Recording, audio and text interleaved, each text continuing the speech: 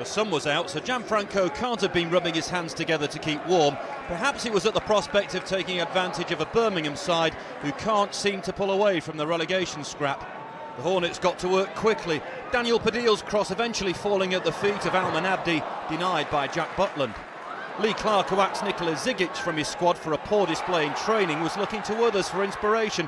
Wes Thomas tried his luck but failed. That was a rare highlight for the Blues, who were struggling to contain their opponents. 7 minutes before the break, Ikechi Anya stood up the perfect cross for Troy Deeney. If Clark had concerns about the defending that time, he was in for some more head-scratching soon after, as Anya continued to shine out wide for Watford. The lively winger given way too much room and allowed to drive into the box before smashing in to increase the lead. The home side headed back to the dressing room with boos ringing in their ears. Paul Caddis tried to stir them into action, linking up with Peter Lovenkrantz before sliding the ball across goal for Thomas, who just missed his cue. But that failed to disrupt Watford's rhythm. Breaking 4 on 4, the outcome looked inevitable. Vidra to Anya to Deeney, 3-0. Watford are averaging 3 goals a game, and despite their lead, refused to switch off. Manuel El Munia staying focused to deny Lovenkrantz and make sure of that clean sheet. With a minute left, Watford raised the score to 4 as Birmingham's 5-game unbeaten run came crashing to a halt. Abdi put the seal on another impressive display. The top two will be looking nervously over their shoulders. As if they need their help, Cardiff called in the Dragons pre-match. Chinese, not Welsh. Apparently the dance wards off evil spirits, which could be useful for the run-in. Fortunately, it did nothing to stop wicked free kicks. That job fell to Tom Heaton, who brilliantly kept Craig Bellamy off the score sheet. The ex-Cardiff keeper initially had an outstanding afternoon back on his old ground, equally agile in his first confrontation with an old friend from his youth days at Manchester United. Fraser Campbell left frustrated. But the leader's new striker enjoyed the last laugh, bursting onto Tommy Smith's pass right before the break to guarantee a happy dressing room. It turned out to be a terrific home debut and first start for the £650,000 signing from Sunderland. His second goal from Aaron Gunnarsson's throw had Cardiff in command and made Campbell's record 3-3 since joining the club. Bristol City's recent mini-revival seemed to have hit the buffers, but they refused to go quietly. Steve Davis letting fly. David Marshall equal to the shot, which turned out to be crucial. With the match in stoppage time, Malky Mackay's men conceded for the first time in 3 games. So much for the promised prosperity and good fortune. Time for a refund on those Dragons. But Ben Nugent's mistake didn't take the shine off the manager's afternoon. It's just beyond Williams and into the path of Parr, who will keep it in play. BK's clearance was a little ungainly, but Haroun then made a bit of a mess of it.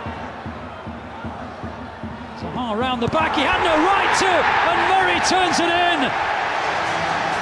Brilliant play by Zaha, and Murray knows who to thank for the provision of the simplest of goals. Well, Zaha seemed as though he was closed in. It was seemingly a cul-de-sac, but not for him. And the deflection on the cross took it straight to Murray. Haroun made a real hash of it, and Middlesbrough didn't half pay the ultimate price. Zaha's delivery, and Murray gratefully on the end, of all people to leave unmarked, albeit via a deflection that took it to him.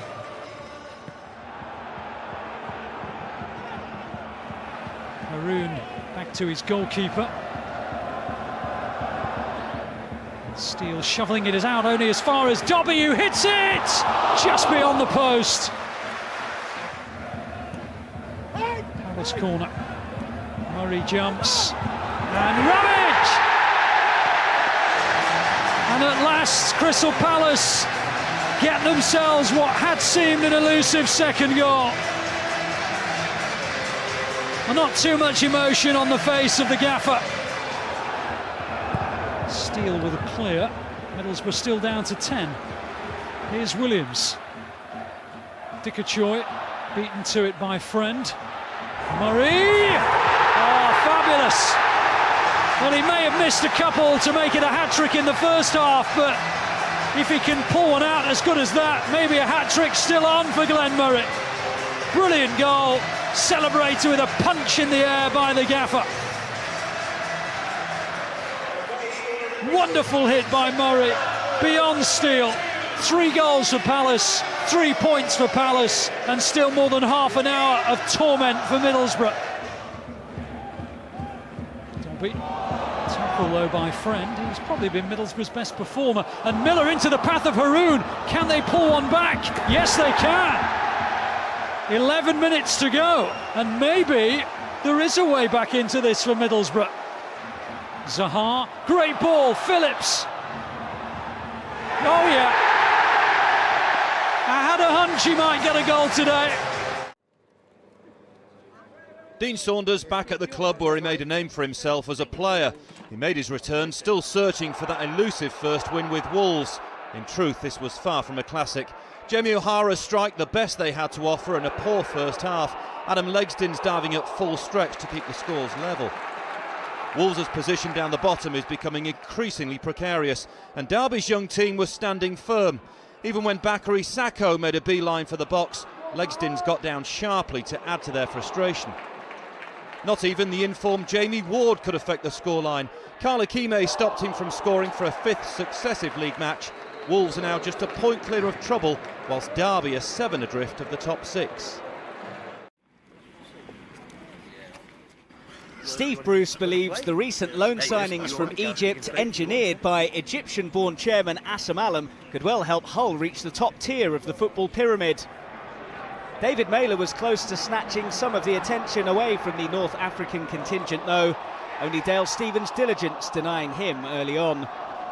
Bruce has told the fans substance over style will be the order of the day during the run-in, and almost to prove the point, the winning goal was as scrappy as they come. Egyptian international Ghetto scoring for the 2nd game running. Hull had won all but one of the 15 matches they'd scored first in this season and could have ensured that trend continued in comfort. Mailer once again going close after Ghetto teed him up. Chris Powell's told his side they have to be more clinical, and Danny Haynes wasn't quite able to heed his manager's words. Hull's Egyptian contingent grew to 3 at one stage when Ahmed Fatih, Ghetto's fellow loanee from El Ahly, came off the bench for his debut, but it was another substitute that almost sealed it late on as Tom Kearney went close. It may be like father like son by next week, with Tom Ince expected to see Dad Paul take over as Blackpool boss on Monday. While that could herald a new dawn for the Tangerines, Ipswich were out to settle old scores. Daryl Murphy almost getting their bid for revenge after a 6-0 thrashing at Blackpool in August, off to a good start. Blackpool had failed to score in just one of their last 22 matches, but Thiago Gomez couldn't quite get his angles right to continue that particular run at Portman Road. Mick McCarthy said he'd had quite a few clubs inquiring about taking Michael Chopra out on loan last month, and how glad he is that the answer he plumped for was no, as Chopra backed up the views of former Ipswich players Marcus Stewart and Alex Matthey that he could be vital to the town cause in the remaining months. McCarthy's admitted he's happy to win ugly, saying 5 scrappy, horrible 1-0 wins would suit fine. He got the scoreline he was looking for after Frank Noubel diverted Alex Baptista's header away. Ipswich now 4 points clear of the drop zone, while things should be clear at Blackpool soon. Back through Forest's revolving door, a man who says he has unfinished business. Billy Davies twice took the club into the playoffs in his first spell in charge, and there was a spring in the team's step which will have raised his hopes of a hat-trick. Bolton's Adam Bogdan had to be at his best to foil Henry Lansbury and then recover quickly to protect his other post as Radoslav Majewski burst into the box. A high-tempo start from a team who won just one of their last 7 league games. Clearly lifted by the buoyant atmosphere, Forest maintained the momentum. Bogdan's busy first half continuing as he kept out Simon Cox. There's a lot of ground to make up if the Nottingham club is to sneak into the top 6 this season, and several sides better placed. But there are some skillful players at the City Ground, Andy Reid among them. His fabulous volley finally gave Davies' men the lead they merited just before the hour mark. That still left time for the new man in charge to be reminded that in the unpredictable Championship this season, dominance doesn't guarantee results. Late on, Bolton's David Ngog stretched the home defence and teed up fellow sub Craig Davis. Their manager Dougie Freedman felt his players deserved a draw for their tenacity, and they certainly faced a testing final 10 minutes after Marcus Alonso dragged down Lansbury. Already booked, that left Bolton a man light as they prepared for the final onslaught. There was no second Forest goal though to get Davis off to a flyer. Just a draw, and a display the Scotsman felt was full of promise. When Mark Robins defected to Huddersfield this week, Lee Carsley became the fourth man to pick the Coventry side this season. It was business as usual for Leon Clark, though. His 17th goal of the season suggests the chopping and changing hasn't affected him. The Sky Blues made light of Robins' departure. A mazy run from Stephen Elliott almost brought about a second goal. The post intervened. On the follow-up, James Bailey was denied by Joe Scars on the goal line. Coventry gave themselves some breathing space in the second half. Carl Baker's 11th goal of the campaign secured a winning start for interim manager Carsley. There was a little wobble before the end. Nicky Ajose thought he'd pulled one back, but Richard Wood preserved Coventry's clean sheet.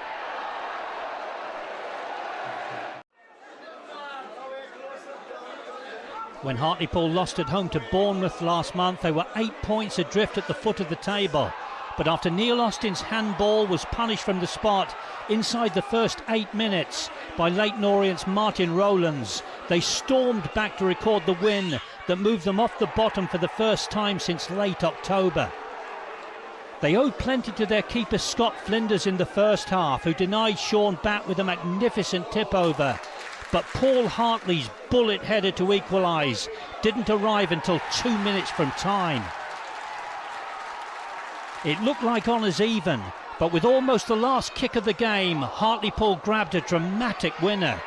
Luke James latching onto a knockdown from Steve Howard, and you wonder if the great escape could be on for a side who looked doomed only a few weeks ago.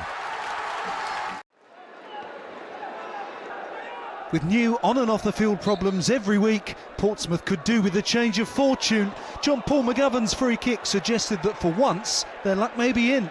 It's been another trying week for Pompey, who weren't allowed into their new training base until Friday. But the delay hasn't affected Simon Eastwood's reflexes. He saved brilliantly from Liam Noble. But Carlisle were ahead soon afterwards. They took the lead following Lee Miller's perfect pass. Eastwood not so sharp this time, as Rory Lewis scored his third goal in 4 matches. But Portsmouth still have some spirit about them. Patrick Adjemang did well to play in John Akinde, who was sent flying by Mark Gillespie, in full view of referee Carl Berry. Liam Walker found the corner to make it back-to-back unbeaten matches for Pompey, who these days are grateful for small mercies.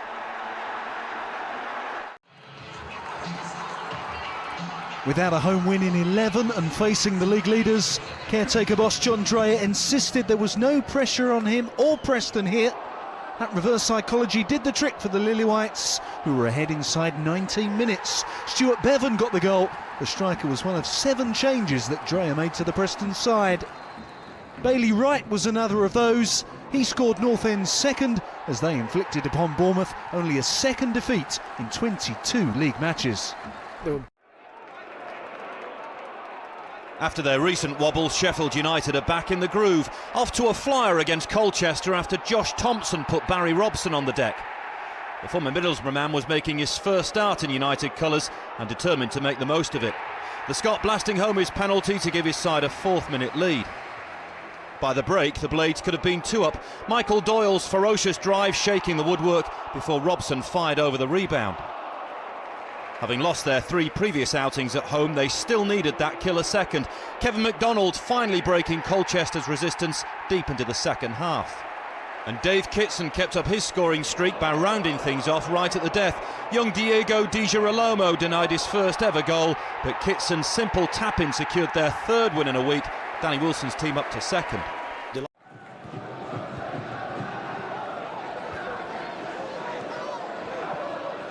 Palmer gets the better of Richards. Palmer showing studs there. The referee isn't happy with the challenge from Liam Palmer. He's going to check with his assistant first to see. Oh, it's red. Palmer's off. Just 5 minutes in, and Liam Palmer is sent off. Well, I think you could look at that both ways. From Palmer's point of view, it was a genuine attempt for the ball, but he got plenty of his opponent. Ronnie Moore now has to rejig in terms of his formation.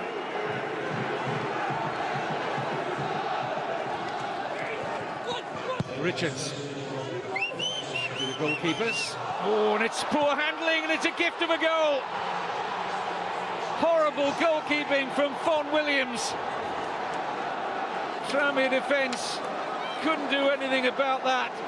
It looked an easy take here for Fon Williams, launched in by Richards, and it ended up being a tap-in for the debutant. First game on loan from Sheffield United, and that will do for Chris Porter. Well, that is a howler from the Tranmere keeper. There's McGurk.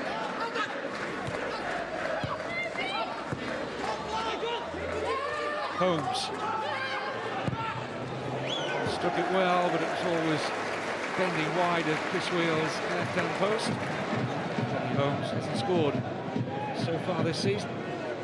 This was the start Ronnie Moore envisaged, losing his midfielder Liam Palmer after just 5 minutes to a straight red card. Top of the space here for Morgan.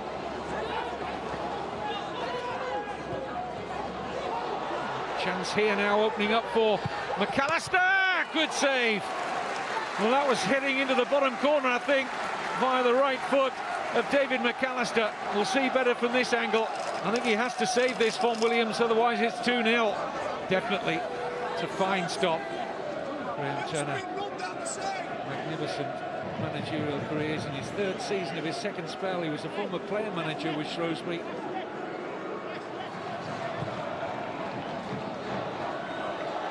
Richards getting away from Holmes.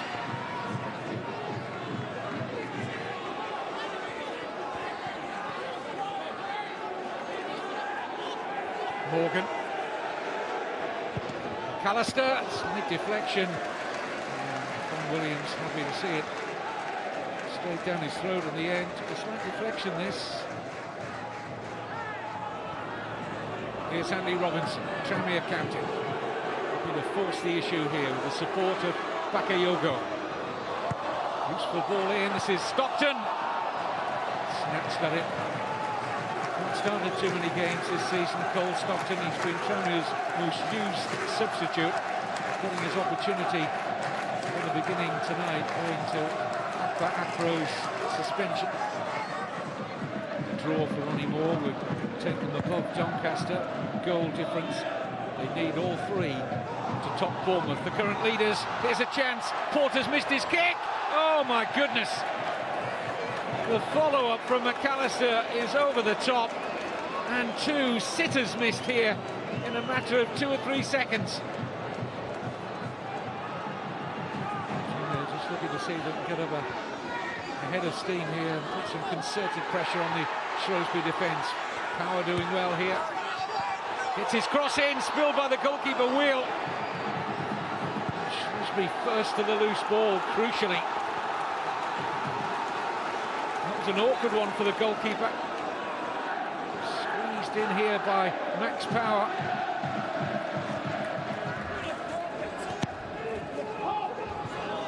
Morgan. Return Daniels. This is awkward for Fon Williams. And he's dropped it again.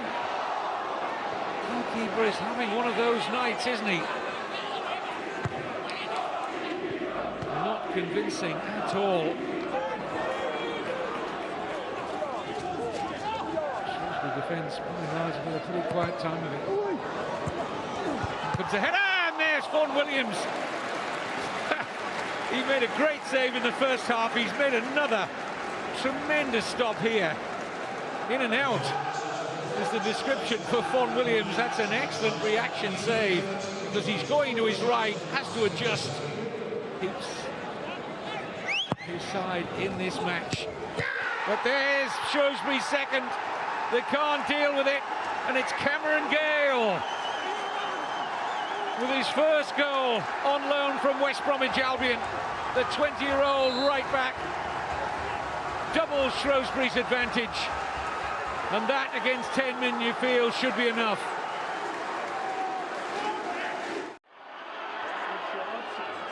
Walsall were out to put more pressure on the playoff pack, aiming for a 6th home win on the spin. Will Grigg found a way through the Notts rear guard, but Alan Judge was quickly on the scene to clear the danger. But it wouldn't be too long before Grigg would get his opportunity to ripple that net. County keeper Bartosz Bielkowski getting his timing all wrong to wipe out Jamie Patterson. That gave the Saddlers' leading scorer the chance to take his season's tally to 11. He didn't disappoint. Walsall ahead by the break. But having had the better of the first half, the tables turned in the second as Chris Kiwomya's team went in search of their first win in 4, Judge wasting a glorious chance to equalise. That club record run of 22 away games without defeat already seems a long time ago now, but just past the hour, Johan Arkan thought quickly on his feet to restore parity. A fair result, but one that doesn't do either side any favours. What an outstanding performance in recent weeks from Yeovil. And after Scunthorpe's keeper Sam Slocum brilliantly denied Sam Foley, they racked up a club record 8 league wins on the spin. Their opening goal just before the half hour looped in off the head of Byron Webster. But there was a controversial moment shortly after when Webster appeared to bring down a rampaging Akpo Sodje and the ref took no action. It was a decision that incensed Scunthorpe boss Brian Laws, whose frustration led to him being shown a red card. But Yeovil scored 2 more in the space of 3 second-half minutes. Callum Kennedy's challenge on Foley saw the referee pointing to the spot, and James Hayter opened up the crucial 2-goal advantage. And soon Paddy Madden, who picked up his League One Player of the Month award before kick-off, was scoring in his 7th consecutive league game. A feat that equalled a club record and, more importantly, wrapped up the points for a red-hot Yeovil. Bradford boss Phil Parkinson was delighted with his side's performance in winning 3-0 at informed Wickham on Tuesday. But after Gary Thompson superbly stuck them in front at bottom club Wimbledon, they conceded 2 soft goals in the last 7 minutes. Defender Ryan Dixon put through an own goal after Jack Midson flicked on a Pim Balkestein cross. And just 8 days ahead of the club's big day at Wembley, they failed to pick up Gary Alexander at the near post. They'll need to mark Michu and co a little tighter next weekend. It was the Pirates who created the danger early on. A fine move seeing Fabian Broghammer tee up Ryan Brunt just 7 minutes in. And when another opportunity came his way 10 minutes before the break, Brunt's execution was a touch sharper. Joe Agnes's cross taking a fortunate deflection to find him, though there was nothing lucky about the finish. With Wickham having lost just once in their last 6 away games, Ward's side knew they'd need to be strong at the back, and Joe Kufor almost muscled his way through to deny them just a 4th clean sheet of the season. John Joe O'Toole could have made things a lot less nervy for the hosts, but couldn't keep his cool from close range. However, the Pirates held on to make it 19 points from 24 this year, the highest return of any League Two team in 2013, despite some anxious moments during some penalty area pinball.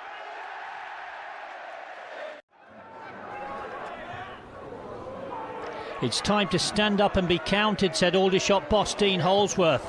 And after Michael Hector went mighty close early on for Cheltenham, his players stepped up to the plate by taking the lead midway through the first half. Ben Hurd's cross from the right only partially cleared, and Danny Rose latched onto the Peter Vincenti cutback, his first shots goal from open play. And they nearly doubled the lead shortly after. A cracking effort from Kieran Cadogan, dipping millimetres over the Cheltenham bar. It was a cushion they could have done with, because midway through the second half, Paul Benson put away his 2nd in consecutive games after coming on loan from Swindon, and the scores were level. It was anybody's game now, and after Anthony Tonkin was shown a 2nd yellow card, 17 minutes from time for obstructing Jermaine McClashen, you fancied Cheltenham to take advantage, but this turned out to be an excellent point for Aldershot. Accrington were just 11 minutes from only their 2nd away point since November, when they showed why they're in serious trouble towards the bottom. Stanley's defence, deep and alarmingly static, watched sub Jimmy Keogham finally break the deadlock for the Devon side, who despite their lofty position have struggled for wins on their own turf. And Paul Tisdale's men almost threw this one away instantly in bizarre fashion when Danny Cole's attempt to play safe nearly went badly wrong. Instead, Accrington were left ruining a defensive calamity which sealed their fate. An ambitious back pass catching the camera and Paul Rahubka by surprise. Keogham rounding off a successful Friday night with his second to put pressure on Exeter's promotion rivals. Fourth against fifth at Highbury, which made for a tight first half with no hint of a drama to come after the break when Burton Albion turned up the heat. Billy Key and Alex MacDonald forcing 2 saves from Scott Davis in rapid succession. The Fleetwood keeper was also at the heart of the action which decided the course of the match. Referee Gary Sutton decided Jack Magoma was clipped by the goalie and opted not just for a penalty, but a straight red card too. Town's goalkeeping coach David Lucas donned the gloves instead and faced the man who'd been fouled. He'll have been disappointed not to get a firmer hand on Magoma's spot kick, but there was nothing Lucas could do when Key turned smartly on the edge of the box and increased the advantage. Fleetwood's 10 men in big trouble. They avoided further damage until the final few minutes, but then the tired legs began to towel. Calvin Zola setting Magoma on his way, and a tidy step over bought the extra yard he required. Previously, Albion had managed just 11 away goals all season. By the end, they'd increased that tally by more than a third. Magoma, Fleetwood's tormentor-in-chief, right to the finish, putting the 4th on a plate for Zola and boosting Burton's prospects of automatic promotion. John Still felt that 2 dubious decisions did for Dagenham here. Leon Legg was flagged offside as he scored Gillingham's opener, but referee Ian Williamson overruled his assistant. Daggers' sense of injustice inspired an impressive start to the second half. They soon levelled the match, Femi Ilisanmi smashing in his first senior goal. Gillingham's recent home record isn't the best. Nerves were starting to fray when Charlie Lee headed wide from Matt Fish's cross. But 2 minutes later came the second decision that incensed Daggers. Did Chris Lewington get the ball here? The referee said no and awarded a penalty for the challenge on Anton Robinson. Having only just stepped off the bench, Dion Burton slotted in the most composed of penalties. That winning goal takes the Gills back to the top of the table.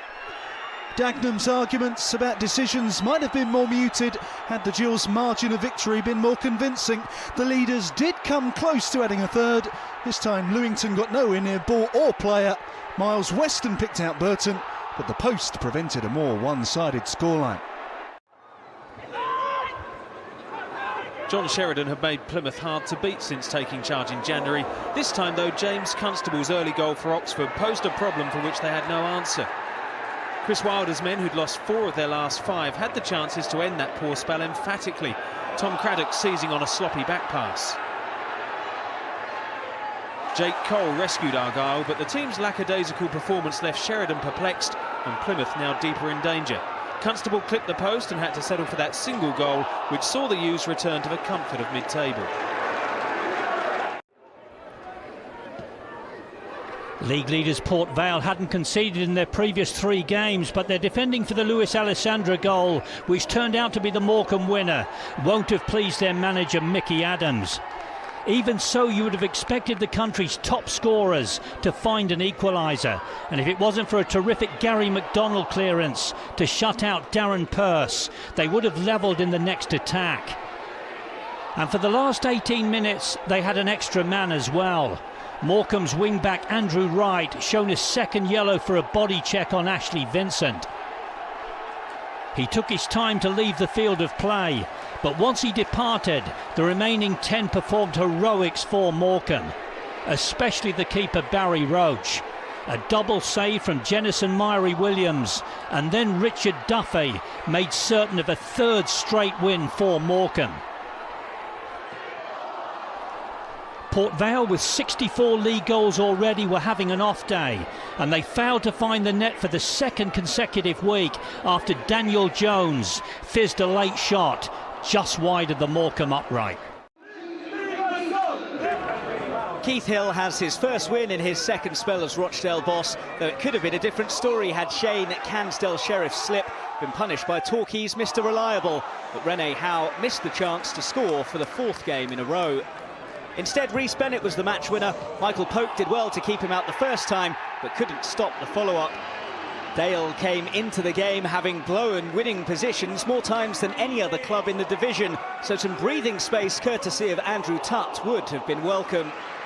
It's now 4 defeats in the 5 games Torquay have played without manager Martin Ling, who's still absent due to illness. Sean Taylor expects to be in charge once again on Tuesday, and Elliot Benyon almost earned him a point late on. The first ever trip to the New York Stadium for Chesterfield, and they were fortunate to survive an early scare. Daniel Nardiello nearly adding to his impressive goals tally. The second half followed a similar pattern. Alex Raval sent clear. He'll reflect on what might have been. The breakthrough goal was proving elusive, but the Sparrites were finally undone by a set piece. Defender Jolly Mullins made his presence felt just short of the hour mark. Rotherham are up to 6th in the table. Southend are suffering from a lack of bodies. Northampton's opening goal, scored by Roy O'Donovan, betrayed a back four decimated by injury and suspensions. So much so that Paul Sturrock offered an unexpected olive branch to Bilal Mojni ahead of this one. This is how the Frenchman repaid him. The 4th red card of Mojni's controversial Southend career came with only 27 minutes gone. To their credit, 10 men Southend levelled in the second half when loan signing Matthew Lunn's header went in off Cobblers captain Kelvin Langmead. But in a game of heroes and villains, Langmead was both. Not only is the skipper a rock in defence, he's recently turned goal scorer as well. His second in as many games secured Northampton a vital win over their playoff rivals and only their 4th away from home this season.